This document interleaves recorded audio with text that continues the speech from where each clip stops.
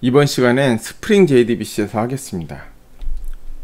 우리가 전에 데이터 액세스 입세션, DB 유틸스, 리절트 셋 핸들러 이런 걸 우리가 직접 만들어서 했잖아요. 근데 사실 이런 것들은 우리가 만들 필요가 없습니다. 스프링이나 아파치 커먼 DB 유틸스 이런 그 라이브러리들이 외부에서 제공하는 것들이 있기 때문에 우리가 만들어서 쓰지 않아도 되고, 우리가 그동안 JDBC를 로우 JDBC로 하지 않고 이렇게 DB 헬퍼를 이용하는 거를 쓰는 거를 여러분들한테 직접 코드가 어떻게 되어 있는 걸 보여주기 위해서 가장 심플하게 헬퍼 클래스를 만들고 핸들러를 만들고 이렇게 뭐 익세션을 따로 런타임 익세션으로 만들어서 하고 했는데, 이런 것들은 헬퍼 클래스들은 라이브러리들이 많이 제공하기 때문에 우리가 직접 하지 않습니다. 그리고 이 헬퍼 클래스들이 다 이름은 달라도 사용법은 다 거기서 거기에요. 비슷합니다. 그럴 수밖에 없죠. 로우 JDBC 모양이 원래 JDBC라는 게 그렇게 생겼으니까. 그래서 이제 이 시간 이후로는 DB 유틸스, 리절트 셋 핸들러 이런 거는 다 잊어버리고, 데이터 액세스 입세션도 이름은 데이터 액세스 입세션, 액세스 입세션이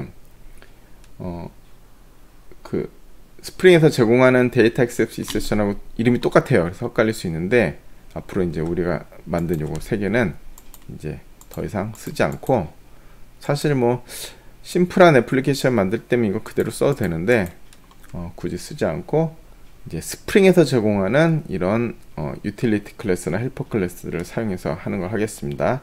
그게 JDBC 스프링 JDBC입니다.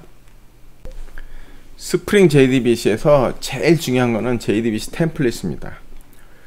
사실 우리가 여러분들이 이제 하면서 이게 점점 배울 게 많고 어려워진다고 느낄 텐데, 뭐 공부가 다 그런 거죠. 대학생이 여러분 전문가잖아요. 이제 대학교 3학년 졸업하고 나면 세상 사람들 다 여러분 전문가로 생각합니다. 우리는 이제 전문가잖아요. 점점 어려워지는데, 이게 우리가 하는 게 다 쉽다, 그럼 뭐 아무 발전이 없는 거죠.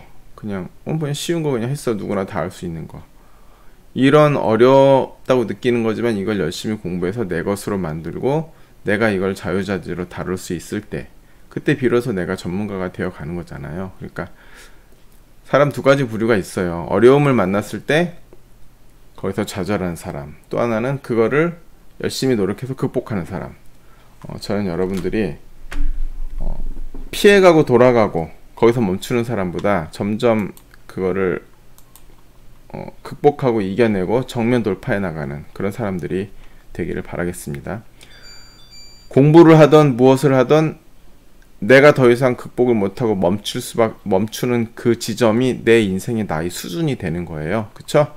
내가 어느 순간 어느 지점에서 멈췄다, 그게 자기 인생의 나머지를 결정합니다. 그러니까 우리는 조금 어렵다고 느껴지더라도 계속 공부하고 연구해서 끝까지 나가겠습니다. 이거 다 하고 나면은 물론 많이 부족하죠. 그래도 취업할 때 저 스프링 잘합니다, 저한테 맡겨주세요, 개발 잘하겠습니다, 이렇게 말을 해야지만 취직이 되겠죠. 전 잘 모릅니다, 자신 없어요, 그러면은 아무도 안 뽑습니다.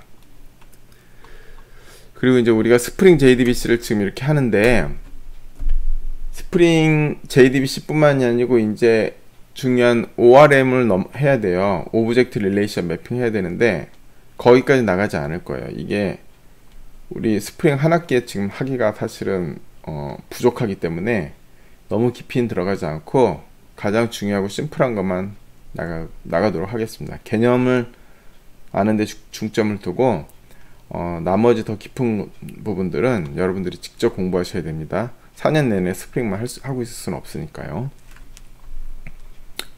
JDBC 템플릿. 이 JDBC 템플릿은 그동안 우리가 써왔던 DB 유틸스랑 그냥 거의 90%가 똑같은 거다, 그렇게 생각하면 됩니다. 다만 제가 만든 DB 유틸스보다 훨씬 더 많은 기능을 갖고 있습니다. 그리고 사용법은 거의 똑같다. 한번 보겠습니다. 초기화 New JDBC 템플릿에서 데이터 소스를 갖다 넣습니다. 데이터 소스로 초기화한다. 이거 DB 유틸스랑 똑같죠. 그리고 목록 조회, 우리가 그때 리스트로 했던 거, 얘는 쿼리라는 이름을 씁니다. 여기다 쿼리가 들어가고 로우 매퍼가 들어가고 여기 params.가 들어갑니다. 로우 매퍼가 뭐예요? 리절트 셋 핸들러랑 똑같은 거예요. 이것도 인터페이스입니다. 펑셔널 인터페이스예요. 그래서 map row라는 메서드 하나밖에 없는 펑셔널 인터페이스예요. 펑셔널 인터페이스는 이런 인터페이스 이름이나 메서드 이름 하나도 중요하지 않아요. 그쵸? 그냥 그 메서드 내부만 램다 익스프레션으로 정의하면 되니까. 그리고 여기는 variable arguments가 들어가죠. 가변 개수 인자. 그래서 여기에는 파라미터들이 들어가는 겁니다. 그리고 한 건 조회는 query for object. DB utils에 있던 get하고 똑같아요. list get, update는 그대로 업데이트 이름. 목록 조회는 query, 한 건 조회는 query for object, 추가 수정 삭제는 update. 이렇게 나갑니다. 여기에 query가 들어가고 여기에 파라미터가 들어가죠. 추가 수정 삭제는 리절트 셋이 없으니까 리절트 셋하고 오브젝트랑 매핑하는 게 지금 로우 매퍼인데 그 필요 없는 거죠. 그럼 DAO부터 보겠습니다. 유저 DAO. 이제 day2 클래스 06에 보면은 보ल्드라는 걸로 지금 체계되어 있는데 저는 그 보ल्드를 사용하지 않고 우리가 그동안 해왔던 유저를 계속 사용해서 해보겠습니다. 우리가 요 앞으로 요 유저랑 아티클로 회원가입하고 게시판 만드는 앱을 중간고사 이후에 이제 외부로 만들 거예요. 웹사이트로요. 그래서 이걸로 하는 겁니다. 이것도 보면 이제 클래스가 user DAO input using JDBC template. 그쵸, 이렇게 합니다. using DB utils가 아니고 using JDBC template 해갖고 auto wired로 이 컴포넌트 스캔을 할 거니까 여기 이렇게 컴포넌트로 해놓고 auto wired로 JDBC 템플릿을 넣습니다. 이 JDBC 템플릿 어떻게 만드냐? 그거 우리 신경 안 쓰죠. JDBC 템플릿은 그 이따 구성할 때 만들어서 넣을 겁니다. 그리고 이걸 쓰기 전에 이걸 먼저 할게요. 그리고 로우 매퍼. 우리 그때 할 때는 리절트 셋 핸들러를 했는데 이름이 이제 그 스프링에서는 로우 매퍼라는 이름으로 제공돼요. 그래서 로우 매퍼를 쓰겠습니다. 그리고 스프링에서는 여기 인자가 하나 더 있어요. 요 로우 넘은 말 그대로 로우 넘버입니다. 리절트 셋에서 첫째 행부터 뭐 0, 1, 2, 3인지 1, 2, 3, 4인지 지금 0부터인지 1부터인지 좀 제가 확인 안 해봤는데 들어갑니다. 근데 별로 이렇게 많이 쓸 일 없어요. 이렇게 하고 요 리절트 셋은 이건 똑같고 그리고 매핑하는 건 똑같아요. 그쵸? 똑같은 게 해놓고 이제 리스트는 JDBC template.query 그리고 한 개 가져오는 거는 JDBC template.query query 여기는 query for object 이렇게 쓰면 되죠. 그리고 앞에는 SQL문 쓰고 여기는 로우 매퍼 쓰고 뒤에는 파라미터들 쓰고 완전히 동일해요. 그쵸? 그러니까 DB utils를 지금까지 써왔고 무슨 뜻인지 아는 분들은 JDBC 템플릿은 스프링에서 제공하는 이제 클래스인데 우리가 공부를 스프링을 더 깊이 해보겠다 그러면 얘를 이제 소스를 이렇게 들어가서 소스를 들어가서 보고 공부하면 많이 도움이 될 거고요. 소스 굳이 보지 않아도 거의 JDBC 템플릿하고 큰 다를 바가 없다. 그렇게 보시면 될 겁니다. 로우 매퍼? 로우 매퍼는 얘는 뭐 안 봐도 뭐 펑셔널 인터페이스겠죠. 그죠? 펑셔널 인터페이스.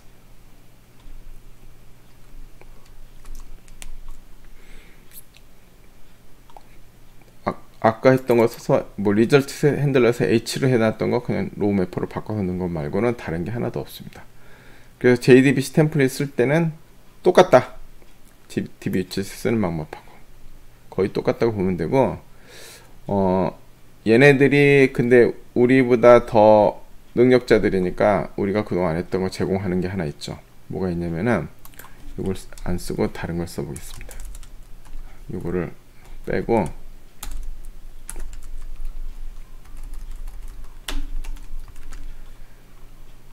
로우 매퍼 하고 로우 매퍼를 만드는데 빈 프로퍼티 로우 매퍼라는 걸 얘네가 제공하는 게 있습니다. 그러면은 이렇게 이거를 우리가 직접 로우 매핑을 안 해도 빈 프로퍼티 로우 매퍼를 쓰고 여기다가 유저 클래스를 쓴 다음에 이 로우 매퍼를 여기다 집어넣으면은 리절트 셋에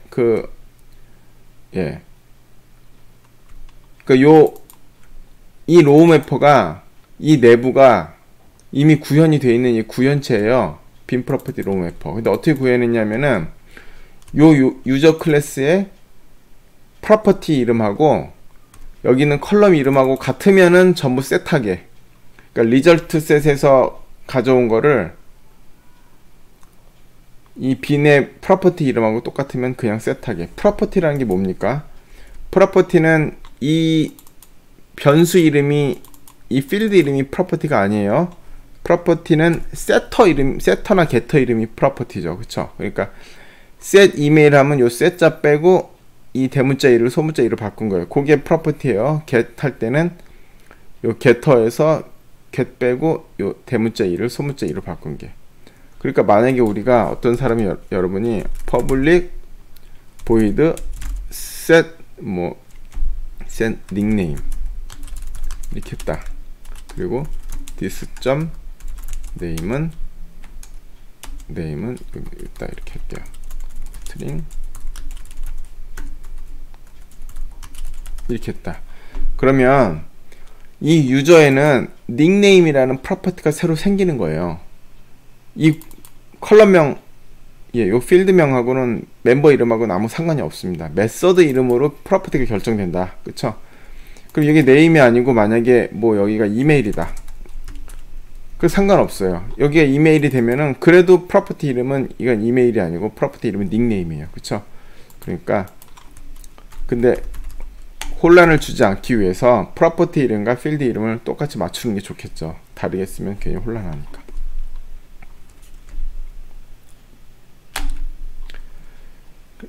그래서 이름 빈 프로퍼티 로우 매퍼, 빈의 프로퍼티랑 로우를 매핑한다. 이름 그대로입니다. 그래서 리절트 셋에 이렇게 요 컬럼 이름하고 요 클래스의 프로퍼티 이름하고 맞춰서 알아서 매핑한다. 이걸 하려면 리플렉션 API라는 걸 사용해서 요 유저 클래스를 분석을 해야지 그 안에 있는 컬럼명들을, 그 프로퍼티 이름들을 알 수가 있어요. 그래서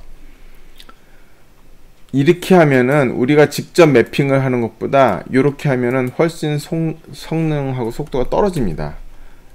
왜냐면 얘는 우리가 그냥 날로 다 알아서 매핑을 해줬지만 얘는 실제로 유저 클래스를 분석을 해서 매핑이 들어가야 되기 때문에 실제로 이 빈 프로퍼티 로우 매퍼에 가보면은 이런 문장이 있어요. 빈 프로퍼티 로우 매퍼는 고성능보다는 편리함을 위해 사용한다. 최상의 성능을 위해서는 로우 매퍼를 직접 구현하는 것이 좋다. 그 스프링 API 다큐멘테이션에 빈 프로퍼티 로우 매퍼 보면은 이거 쭉 이런 거 다 읽어보셔야 돼요. 보면은 여기 써 있잖아요. Please note that this class is designed to provide convenience. 편리함을 제공하기 위해서 디자인되었다. Rather than high performance. 고성능보다는 편리함을 위해서. For best performance. 최상의 성능을 위해서는 consider using a custom row mapper implementation. 직접 로우 매퍼의 구현체를 쓸 것을 고려해라. 이렇게 여기 나와 있잖아요. 그러니까 커스텀 로우 매퍼 임플리멘테이션, 이게 커스텀 로우 매퍼 임플리멘테이션이잖아요. 우리가 직접 구성한 임플리멘테이션. 최상의 성능을 위해서는 이걸 써라. 왜냐면은 이걸 안 쓰면 실제로 이제 목록 보기 버튼 누를 때마다 이 매핑을 해야 되는데, 매핑을 할 때마다 이게 이제 이런 거 하면 이렇게 리플렉션으로 유저 클래스 분석하고 있으면 성능이 떨어지니까 이걸 쓰라는 거죠. 근데 성능에 그렇게 민감하지 않다. 특히 웹처럼 이제 동일한 웹처럼 수백만 명이 동시에 액세스하고 그런 게 아니고 뭐 안드로이드 프로그램이나 아니면 뭐 윈도우즈 프로그램처럼 자기 PC에서 자기 혼자 쓴다. 이런 거는 고성능을 그렇게 추구하지 않기 때문에 그냥 이렇게 써도 상관없지만 웹에서 쓸 때는 되도록 이렇게 쓰는 게 좋습니다. 그런데 또 요즘 뭐 컴퓨터 성능도 좋고 뭐 메모리도 늘어나고 값도 싸고 해서, 또 우리가 오브젝트 릴레이션 매핑 같은 걸 쓰면은 다 이런 거를 자동적으로 하는 것들이에요. 다 이렇게 프로퍼티 로우 매퍼 이런 것들. 그래서 그냥 이걸 써도 별 무난하다. 쓰다가 문제 생기고 더 튜닝이 필요할 때 이렇게 바꿔줘도 되는데, 이게 개발하다 보면 이거 지금 3줄밖에 안 되잖아요. 이게 보통 이게 3개가 아니에요. 이 컬럼이 막 10개, 20개씩 되는 테이블들이 많습니다. 그런 거 일일이 언제 이렇게 셋하고 있어요. 그냥 이런 거 쓰는 게 알아서 그러니까 우리가 유저 클래스를 만들 때도 이런 걸 쓰려면 어떻게 돼요? 이런 유저 클래스 만들 때 이 클래스의 이런 필드 이름하고 이 필드 이름으로 우리가 이제 데이터를 붙이면은 이 필드 이름으로 프로퍼티스 게터 세터를 만들어 줄 거 아니에요. 그러니까 이 필드 이름하고 데이터베이스의 컬럼명하고 맞춰야 돼요. 그쵸? 그걸 다르게 쓰면은 일일이 수작업으로 매핑을 해야 된다. 하지만 맞춰주면은 자동 매핑을 할 수 있다. 그러니까 맞춰주는 게 좋습니다. 그럼 얘네들은 어떻게 구성을 하냐? 데이터 소스는 똑같이 구성을 하고, 요 JDBC 템플릿도 DBUTS 만든 거랑 똑같은 방식으로 구현을 한 다음에 컴포넌트 스캔을 하면 됩니다. 그쵸? 그리고 우리 usual DAO input using JDBC 템플릿 여기에다가만 이렇게 컴포넌트 써주고, 이렇게 오토와이어도 해주고, 오토와이어에다 JDBC 템플릿 넣고, 이거 하면 이제 우리가 쓸 때는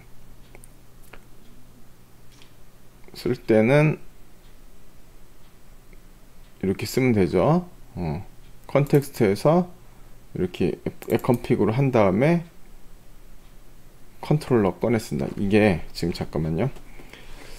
제가 컨트롤러라는 거 하나 또 새로 만들었는데, 지금까지 우리가 예제를 할 때 추가 수정 삭제 뭐 회원가입 그런 거 다 하나하나 클래스를 따로따로 만들려니까 좀 테스트하기가 좀 번거롭잖아요. 그래서 유저 컨트롤러라는 한 클래스에다 다 만들어 놨어요. 얘도 또 컴포넌트로 했고, 그쵸?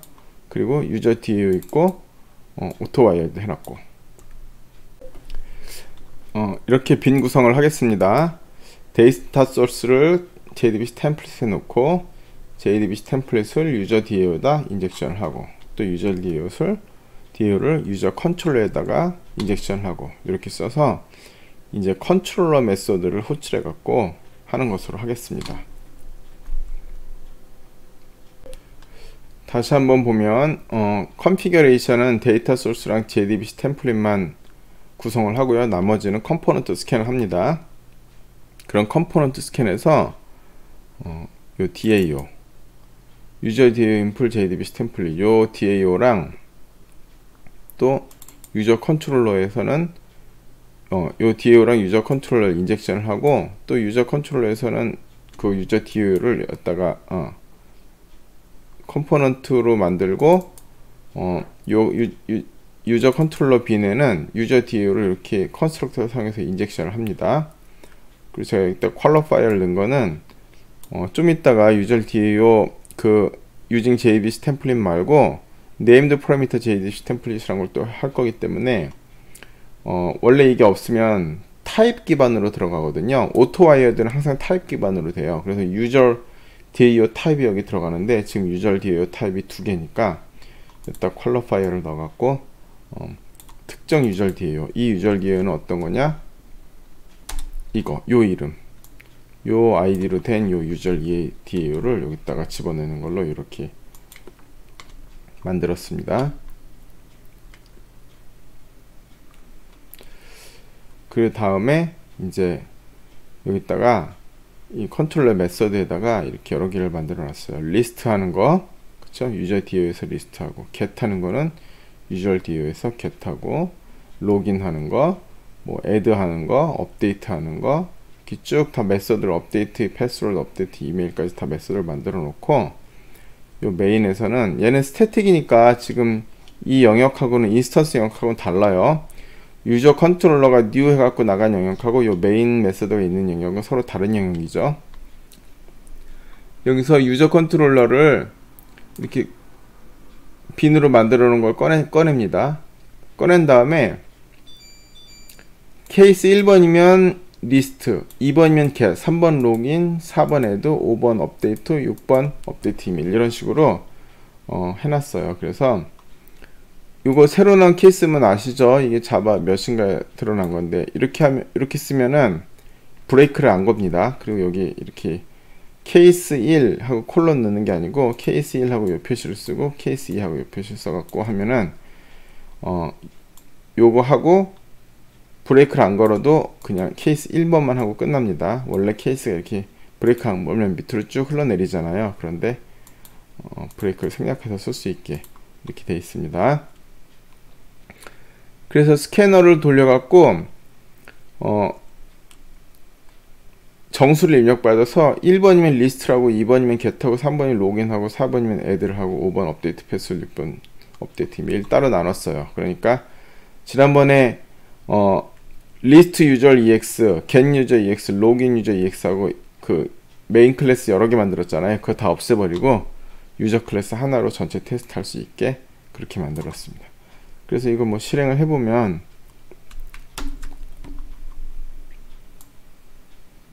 이렇게 이제 물어봐요. 그쵸? 물어봐서 1번 넣으면 리스트, 그쵸? 리스트를 하는 거고,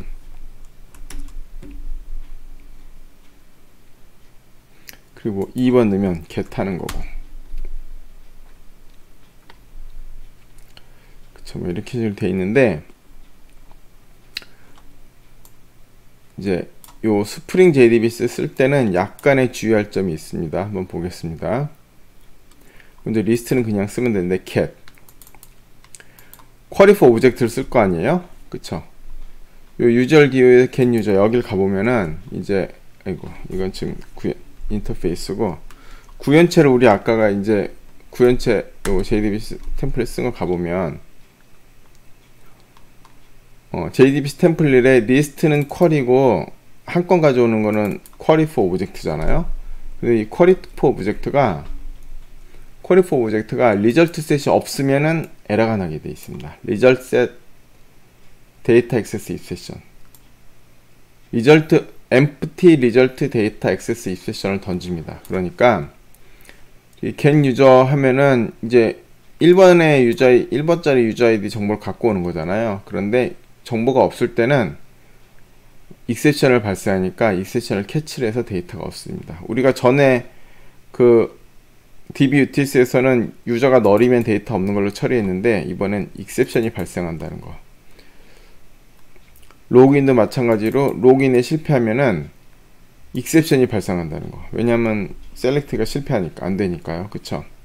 익셉션이 발생한다. 이게 중요한 거고, 그리고 사용자를 추가할 때나 업데이트 이메일 할 때는 이메일이 제 유니크 키니까 이메일이 중복되어 있는 거를 확인해야 되잖아요. 그때 duplicate key exception이 납니다. 그래서 중복이면은 duplicate key exception을 캐치를 해야 된다.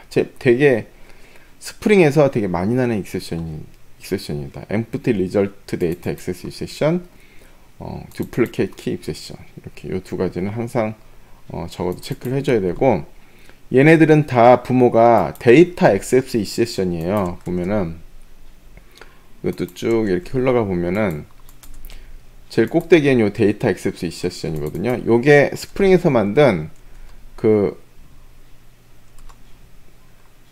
런타임 익셉션이에요. 네스티드 런타임 익셉션 보면 런타임 익셉션, 그러니까 언체크드 익셉션이란 말이죠. 그래서 우리가 지금까지 스프링에서 이제 앞으로 스프링에서 발행하는 익셉션들은 다 런타임 익셉션이기 때문에 트라이 캐치를 안 해도 프로그램은 그냥 컴파일 하는데 아무 문제 없습니다. 그런데 이런 익셉션 체크를 안 해주면은 프로그램 이제 처리가 안 되니까 익셉션 처리를 이렇게 해주면 된다. JDBC 템플릿하고 로우 매퍼는 이제 우리가 그동안 DBUtils랑 리절트 셋 핸들러랑 쓰는 방법하고 이제 거의 90%는 같은 방법이고요. 스프링에선 다만 로우 매퍼 중에서 빈 프로퍼티 로우 매퍼라는 이제 구현체를 하나 제공을 하는데, 이 구현체를 쓰면 우리가 직접 매핑하지 않아도 스프링이 리플렉션 API를 사용해서 클래스를 분석해서 매핑을 해준다. 오늘 마지막으로 named parameter JDBC 템플릿이라는 거를 하겠습니다. 이거는 JDBC 템플릿의 더 발전형인데, named parameter 말 그대로요. 우리가 JDBC 템플릿을 사용하거나 유저 DB utils를 사용한 SQL문을 보면은 문제점이 한 가지가 있습니다. 뭐냐면 이렇게 파라미터가 물음표로 되어 있잖아요. 그러면 파라미터를 넣을 때 이 파라미터 개수라든지 이 파라미터의 순서에 대해서 이걸 외울 수가 없으니까 이 순서를 잘 봐야 돼요. 그러니까 이것도 제일 첫 번째 게 이메일이다, 두 번째 게 패스워드다, 세 번째 게 네임이다. 이런 식으로 순서대로 넣어야 되잖아요. 물음표니까. 그리고 뭐 예를 들면은 업데이트 패스워드 같은 경우에도 제일 첫 번째 물음표가 new 패스워드, 두 번째 게 유저 아이디, 세 번째 게 현재 패스워드잖아요. 그리고 이제 그거 만들 때도 이렇게 new 패스워드, 유저 아이디, 올드 패스워드 이렇게 순서대로 넣어야 된단 말이에요. 예, 올드 패스워드 대신 그냥 현재 패스워드는 그냥 패스워드라는 이름을 쓰겠습니다. 이렇게 순서대로 넣어야 된단 말이죠. 그런데 이런 거는 되게 오류가 발생할 가능성도 높고, 또한 유지보수하면서 어디다가 예를 들면은 뭐 이렇게 파라미터가 추가되거나 하면은 이 순서가 또 다 달라져야 되고, 이게 뭐 3개나 2개 이런 문제가 없는데 어떤 데서 막 5개, 10개씩 되거든요. 그러면은 이제 이런 것 때문에 오류가 날 확률이 많기 때문에 이렇게 안 쓰고, named parameter JDBC 템플릿은 어떻게 쓰냐 보시면, 이 파라미터를 물음표를 안 쓰고 이렇게 다 파라미터 이름을 붙여줍니다. 파라미터 이름 붙여주는데, 요거는 이제 ORM 그 프레임워크마다 쓰는 방식이 다른데, 스프링 JDBC에서는 이렇게 콜론을 씁니다. 콜론 오프셋, 콜론 카운트 이런 식으로 그냥 물음표를 쓰지 않고 파라미터, SQL 파라미터 자체에 이렇게 이름을 붙여준다는 거죠. 여기도 여긴 이메일, 여긴 패스워드, 여긴 네임 이런 식으로 이름을 딱딱 붙여줘요. 그리고 여기도 new password, 뭐 user ID, 그리고 여기는 패스워드 이런 식으로 이름을 붙여준 다음에 파라미터를 세팅할 때 파라미터에다가 그냥 순서대로 그냥 파라미터를 쭉 나열해서 넣는 게 아니고 해당 이름을 지정해서 넣어주는 거죠. 예를 들어 보면 리스트 할 때는 offset하고 count잖아요. 그러면 맵을 만들어 갖고요. 맵을 만들어서 맵에다가 params put 해갖고 offset, count 이렇게 넣어줄 수가 있잖아요. 이렇게 넣어주고, 또 여기도 보면 파라미터로 맵을 사용하는 거잖아요. 이것도 파라미터로 맵을 씁니다. 그래서 params put 해갖고 이메일 네임. 그러면 여기 있는 요 인자로 들어온 이메일을 요 이메일 퍼램에다 넣고 패스워드를 패스워드 퍼램에다 넣는 거예요. 그러면 그 다음에 요 퍼램스 자체를 쿼리나 쿼리 포 오브젝트 업데이트 같은 거 할 때 여기다 퍼램스를 이렇게 넣어준다는 거죠. 이거는 로우 매퍼가 퍼램스보다 아까 JDBC 템플릿하고 다른 점은, JDBC 템플릿은 로우 매퍼가 먼저 쓰고 그 다음에 여기다가 파라미터를 쓰는데, named parameter는 여기 파램스를 먼저 쓰고 뒤에다 로우 매퍼를 씁니다. 여기는 파램스는 가변수의 그런 파라미터가 아니고 그냥 맵 하나가 딸랑 들어가는 거죠. 이렇게요. 들어갑니다. 맵뿐만 아니고 또 다른 것도 쓸 수 있는데, 여기 보면은 SQL parameter source 해갖고 new map SQL parameter source 해갖고 여기다 이렇게 하나짜리, 인자 하나짜리는 바로 이렇게 만들 수가 있고, 또 여기서 params.add value 해갖고 또 넣을 수도 있어요. 그리고 또 업데이트 할 때도 마찬가지고, 이런 식으로 보통 맵을 많이 씁니다. 맵은 우리가 익숙하니까요. 그래서 맵에다가 이렇게 이름을 지정해서 파라미터를 넣어주면은, 여기도 new password는 이거 넣고 user ID 이렇게 넣고, 이게 지금 파라미터에 있는 네임이거든요. SQL 파라미터에 있는 이름을 딱딱 지정해서 넣기 때문에 순서 같은 것에 따라서 달라질 일이 없다. 그래서 오류가 발생이 훨씬 적어진다. 근데 코드는 좀 더 늘어날 수 있죠.